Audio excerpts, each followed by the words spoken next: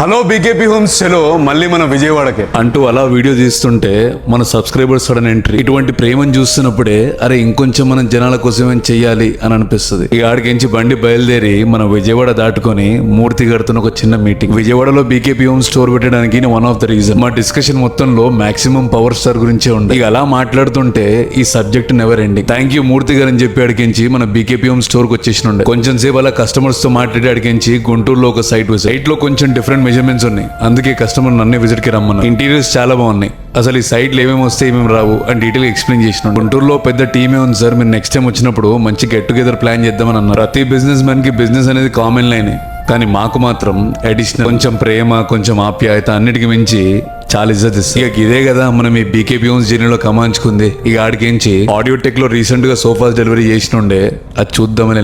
Office గానీ home theatre setup గానీ చాలా బాగుండే. ఇక ఫిర్సే హలో బీకేపీ చలో హైదరాబాద్.